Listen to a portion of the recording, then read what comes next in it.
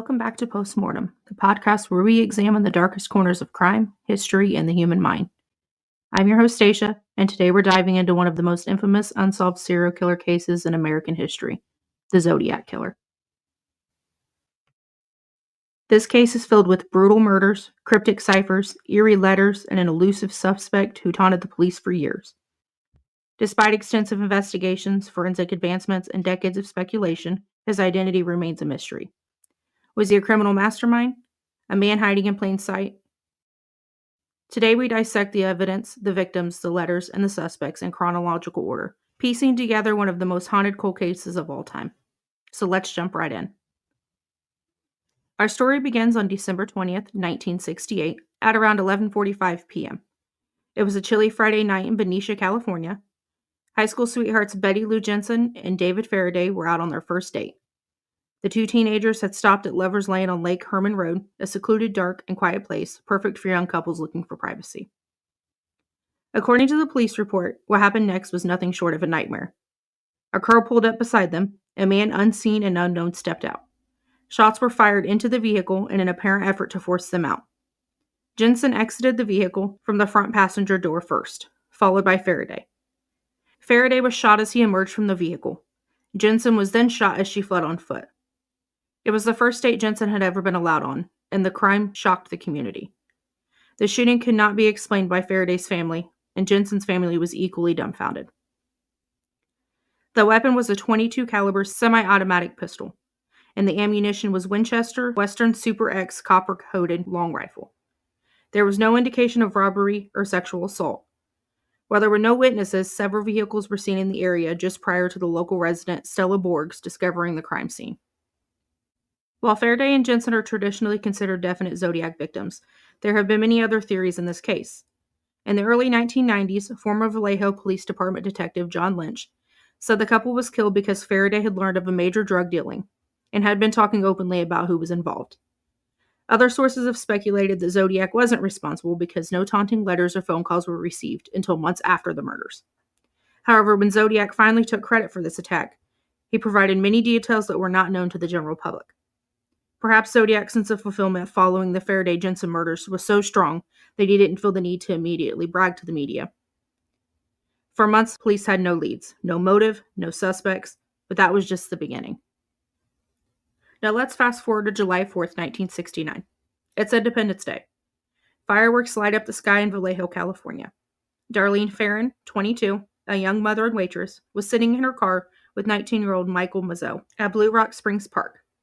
Suddenly, a car pulled up beside them. The driver turned off his headlights and left. But a few minutes later, he came back. This time, he stepped out, a flashlight in one hand and a gun in the other. Without saying a word, he started shooting. Darlene was shot 9 times. Mike was hit 4 times, but miraculously, he survived. He would later describe the attacker as a white male, stocky build with light brown curly hair. But the true horror was not over. Darlene was married and worked as a waitress at Terry's restaurant. Mike was single and worked as a laborer. Darlene's husband, Dean, was initially a suspect in the murder, however was ruled out once it was established he was working as a cook at Caesar's restaurant at the time. Darlene's first husband, James Phillips Crabtree, was also a brief suspect. According to the surviving victim, Mike, he and Darlene had parked at the isolated location to talk. A car, possibly a light brown Ford Mustang, or Chevy Cravair, pulled into the lot just a few feet away. A man with a flashlight exited the vehicle and approached them. There were no other cars in the parking lot. Thinking it was a police officer, the couple had their identification ready. Without warning, the man began firing at the couple. After 5 shots were fired, the man walked slowly back to his car. Mike screamed in pain, at which point the man returned and fired 2 more shots into each victim. It was at this point that Mike got a look at him. The man was white, 5'8" to 5'9", in his late 20s to early 30s, stocky built, with a round face and brown hair. No conversations between the victims and the man occurred. At 12:40 a.m., a call came into the Vallejo Police Department. The voice on the other end was calm, cold, and emotionless. I want to report a double murder.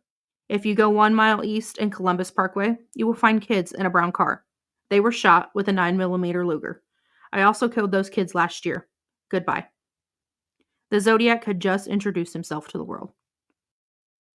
On August 1st, 1969, three newspapers, the Vallejo Times-Herald, the San Francisco Chronicle, and the San Francisco Examiner, each received an identical letter. The writer claimed responsibility for the murders and included a cryptic cipher, split into three sections. He demanded they be published on the front pages, or he would kill again. The cipher was 408 letters long. Days later, it was solved by a schoolteacher and his wife. The message? I like killing people because it is so much fun. It is more fun than killing wild game in the forest because man is the most dangerous animal of all. But there was one thing missing. His name. The Zodiac had no intention of revealing his identity. Instead, he'd continued to taunt police, sending more letters, more ciphers, some of which remain unsolved to this day. On September 27, 1969, at approximately 6:15 p.m., college students Cecilia Shepard and Brian Hartnell were relaxing on a blanket near Lake Berryessa. A man approached. He wore a black executioner's hood and a symbol on his chest, a cross inside a circle. He told them he was an escaped convict and needed their car. Then he tied them up and stabbed them, repeatedly. Cecilia Shepard was 22 and was stabbed 10 times, 5 in the front and 5 in the back. Brian Hartnell was 20 and was stabbed 6 times in the back. The knife had a wooden handle and a blade approximately 10 to 12 inches long. There was no indication of robbery or sexual assault, and there were no witnesses. Brian survived, but Cecilia succumbed to her wounds, and the killer left a message on their door, writing the dates of his previous attacks. According to the police report, the couple was relaxing on a blanket at a very remote location by the lake. Shepard noticed a man approaching them wearing an unusual costume and holding a gun. He appeared to be more than 6 feet tall with a heavy build. The man claimed he was a prison escapee from either Montana or Colorado and needed money and a car to flee to Mexico. Hartnell offered his wallet, keys, which were not taken. After several minutes of conversation, the man tied the couple up with plastic clothesline and began stabbing them. Hartnell was attacked first, then Shepard. After the assault, the man walked casually away from the scene. After several minutes, a nearby fisherman heard the couple screaming and alerted park rangers.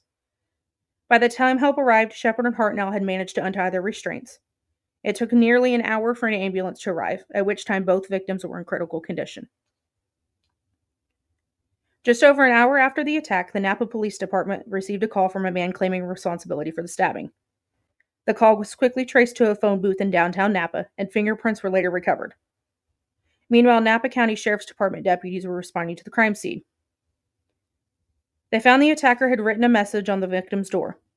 The message included the dates of the Faraday-Jensen and Farron-Mazzo attacks and was signed with a cross circle symbol. Tire tracks at the scene indicated the killer had parked behind the victim's car, and a size 10.5 Ween Walker shoe prints were recovered from the scene, indicating a suspect weighing more than 200 pounds. Detectives later located 3 young women who had noticed a strange man in the general area just a couple of hours before the attack. Shepard died within 48 hours of the stabbing. Her funeral services attracted a huge crowd of mourners. Hartnell recovered from his wounds and is now an attorney in Southern California. While Brian gave many interviews in the first few years after the attack, he is no longer discussing the case with the media. Many suspects were scrutinized, including serial killer Ted Bundy. A February 1989 comparison of fingerprints helped clear Bundy of this crime. This was a bizarre and horrifying crime. A careful consideration of the facts should dispel all myths that Zodiac was simply a super criminal, only intent on taunting the police. Rather, he was a very warped individual who apparently had grown bored with the mere killing. He now apparently needed to implement extremely bizarre behavior in order to achieve satisfaction. On October 11, 1969, at 9:55 p.m. in San Francisco, taxi driver Paul Steen picked up a passenger in Union Square. The man directed him to the upscale neighborhood of Presidio Heights. When they arrived, the passenger shot Stein in the head, tore off part of his bloody shirt, and walked away. The weapon was a 9mm semi-automatic pistol, but not the same 9mm used in the Farron murder. 3 teenagers witnessed the attack and called 911. According to a police report, Stein's cab was hailed at Mason and Geary Streets, with the intended destination being Washington and Maple Streets. For reasons unknown, the cab ended up at Washington and Cherry Street, a block away from the original destination. Stein's wallet and keys were taken, and a large portion of his shirt was carefully torn off. Bloody fingerprints, potentially of the suspect, were recovered from the vehicle. According to a police document, a pair of men's size 7 black leather gloves were also found. The three witnesses watched the suspect from approximately 60 feet away as he wiped down the cab with a cloth after killing Stein.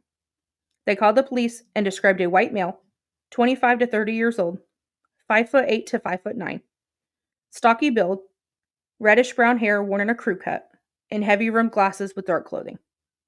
They last saw him casually walking north on Cherry Street. Unfortunately, the police dispatcher mistakenly described the subject as being a black male adult. As a result, when police officers Donald Folk and Eric Zelms minutes later observed a white man walking east on Jackson Street, he was never stopped and questioned. The officers did get a good look at him, however. When the correct description of the suspect was finally broadcast, the officers realized they might have encountered him. A search of the area where the man had been observed was conducted, to no avail. The man seen by Folk and Zelms was very similar to the suspect observed by the three witnesses. He was white, 35 to 45 years old, 5'10", between 180 and 200 pounds, barrel-chested with light-colored crew-cut hair, wearing glasses. The man didn't appear to be carrying anything, and no conversation between the man and the officers took place. The Stein murder was initially thought to be a routine cabbie killing, a robbery gone bad. Days later, the Zodiac sent a letter, and attached was a piece of Stein's bloodied shirt. The letter said, "I am the Zodiac. I shall no longer announce to anyone when I commit my murders. They shall look like routine robberies, killings of anger, and a few fake accidents." The last part of the letter said, "P.S. 2 cops pulled a goof about 3 minutes after I left the cab. I was walking down the hill to the park when this cop car pulled up and asked if I saw anyone acting suspicious or strange in the last 5 to 10 minutes. And I said yes. There was this man who was running waving a gun, and the cops peeled rubber and went around the corner, as I directed them, and then disappeared into the park a block and a half away, never to be seen again." San Francisco Police Department inspectors Dave Toshi and Bill Armstrong, who were assigned the case, were shocked to realize the shirt belonged to Stein. Still later, Zodiac would claim he actually spoke with the patrolman the night of the murder, leading them astray. The three witnesses, though, hampered by poor lighting conditions and fog during their observation of the crime, worked with police and a composite artist to put a face on Zodiac. A few days after, the sketch was circulated throughout the Bay Area in the form of a wanted poster. The witnesses requested the sketch be altered to make it more accurate. Thus, another version was made. More than a month after Stein's murder, Officer Folk finally came forward about his possible encounter with the killer. He stated, "We turned west on Jackson Street. As we approached Maple Street, I noticed on the north side of the street a white male adult. We slowed down as we passed him. I don't know. We were still rolling. Saw that it was a white male, stepped on the gas. 5, 10, 15 seconds tops from first spotting him to passing him. He sort of looked down, perhaps like a lumbering gait, stumbling along. Like a semi-limp might have come up in my mind. Because he was putting his head down when he spotted the police car and turned into the entranceway. I mean stairs that are leading up, that are concrete to a path that leads to a front door. Never saw him get to the top of the stairs. Do you want the address of that residence? 3712 Jackson Street." David Faraday, Betty Lou Jensen, Darlene Farron, Mike Mazzeau, Cecilia Shepard, Brian Hartnell, and Paul Stein are the only definite victims. But there were some suspected victims at the time. Ray Davis was 27. He was shot 2 times from behind in his own cab on April 10, 1962, at around 11:20 p.m. The weapon was a .22 caliber, and the ammunition was long rifle. This was 5 years before the first known Zodiac victim. After becoming estranged from his wife, David lived with his brother in a rented house on Tremont Street in Oceanside. At 11:10 p.m., Davis, a driver for the Checker Cab Company, picked up a fare at a downtown cab stand, possibly on Mission Avenue, and notified his dispatcher that he was delivering the fare to a location in South Oceanside. Davis was never heard from again. Early the next morning, the body of Davis was found in the exclusive upscale neighborhood called St. Malo, Oceanside's first gated community. Davis had been shot twice from the backseat of his cab, one shot to his back and the other to his head. After dumping the body of Davis in the alley, his killer escaped in the cab before quickly abandoning it at 400 South Pacific Street. The exact dump site of the body was an alley directly behind 1926 South Pacific Street. The investigation revealed that Davis wasn't robbed, and police never could establish a motive for the killing. Was he a Zodiac victim? The killer of Ray Davis called the police in advance and warned them that he would be committing a baffling crime. Soon after Davis was killed, the police received another call from the killer, this time threatening to target a random bus driver. Servicemen from nearby Camp Pendleton were used to help guard bus stops. Even though by late 1969 the Zodiac Killer was making headlines throughout the country, no law enforcement agency ever noticed the many similarities between the unsolved murder of Ray Davis and the unsolved Zodiac killings. These eerie similarities include shooting a cab driver to death in the wealthiest neighborhood of a city, calling the police to take credit for a murder, contacting the police to warn of future murders, openly stating his intent was to baffle the police, making a bus the subject of a death threat, displaying no obvious motive for murder, and using both a .22 caliber weapon and long rifle ammunition in the same killing. With all of the similarities between the confirmed Zodiac attacks and the murder of Ray Davis, I see only two possibilities. The Zodiac Killer somehow learned of the Davis case and decided to copy it, or Davis was killed by the actual Zodiac. In a 1971 letter, the Zodiac Killer claimed he had many undiscovered victims in Southern California. Could Davis be one of them? While there is no available DNA in the Davis case, the possibility exists of using ballistics to prove the same .22 caliber weapon was used, which would give us definitive proof. For now, however, Davis is not considered a Zodiac victim. On October 30th, 1966, 18-year-old Sherry Jo Bates was beaten and stabbed multiple times with a short-bladed knife. Her throat was also cut. There was no evidence of robbery or sexual assault, and there were no witnesses. Sherry was visiting her college library, and police believe that's when her Volkswagen Beetle was disabled by her eventual killer. Her car was found approximately 100 yards from the alley where she was killed. A men's Timex watch with a band suggesting a 7-inch wrist was found at the scene, along with the military-style heel print indicated a size 8 to 10 shoe. The origin of the watch was eventually traced to a military post, possibly in England. The shoes could have been sold at nearby March Air Force Base. Investigators established the watch was ripped from the attacker's wrist during the struggle. And although the watch stopped at 12:24, it's unknown exactly when the crime occurred. Bates died very quickly. The Zodiac was first considered a suspect in the Bates murder in October of 1969, when the Riverside Police Department noted similarities between the Bates case and the Napa County Zodiac attack and the killing of Brian and Cecilia on September 27, 1969. By November of 1970, the news media had gotten wind of the possible Zodiac-Bates connection, and both the San Francisco Chronicle and Los Angeles Times published lengthy stories. Zodiac detectives from the San Francisco Bay Area met with the investigators handling the Bates case, and the conclusion was made that the Zodiac was Sherry's killer. Eventually, the Zodiac sent a letter to the Los Angeles Times, postmarked March 13th of 1971, accepting responsibility for the Bates crime. As with the subsequent Zodiac attacks, the Bates case saw police taunting letters written to the newspapers. A confession letter was mailed anonymously from Riverside on November 29, 1966, to both the Riverside Police Department and the Riverside Press Enterprise newspaper, and included details of the murder that had never been revealed by police. In December 1966, a desk with a morbid poem scratched into the surface was discovered in the college library. The writing was eventually attributed to the Zodiac Killer.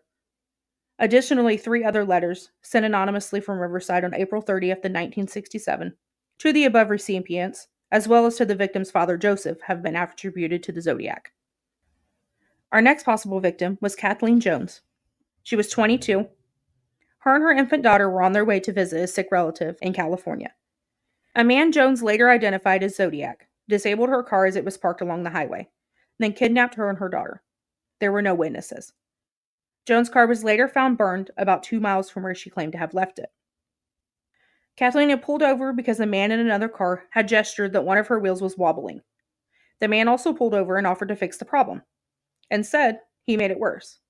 When Kathleen pulled back onto the highway, the wheel came off. Once again offering to help, the man convinced her to accept a ride to a service station.